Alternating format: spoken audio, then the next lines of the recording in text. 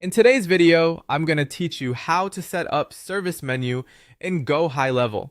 We'll be working inside Gohighlevel to create a service menu from the calendar settings area. This is useful when you want to organize and present services clearly, so everything is easier to manage and easier for your team to understand later.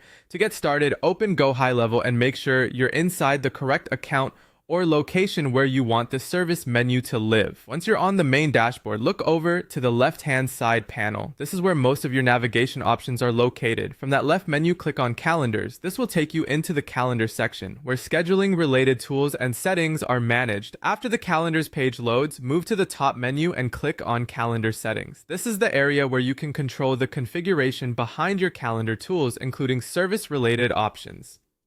Inside Calendar Settings, click on Service Menu. This section is specifically designed for creating and managing the service menu that appears within your setup. Once you're there, look to the right-hand side and click on Create Service Menu. That will open the form where you can begin entering the details for your new menu. Now type in your service menu name. Choose a name that's clear and easy to recognize, especially if you plan to create more than one service menu later. A descriptive title will help keep things organized. Next, add a description. This is where you can explain what the service menu is for or give a little more context about the services it includes. Keep the wording simple and useful so it's easy to reference in the future.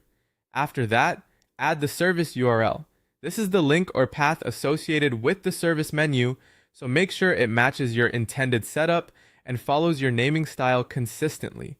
Clean, readable URLs are usually the best choice. You'll also see additional options. Take a moment here to review them carefully. These settings can help you fine-tune how the service menu behaves or appears depending on your needs.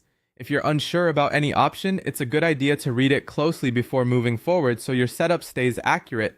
Once everything is filled out and reviewed, click on Save Changes. That will create your service menu and store your settings inside Gohighlevel.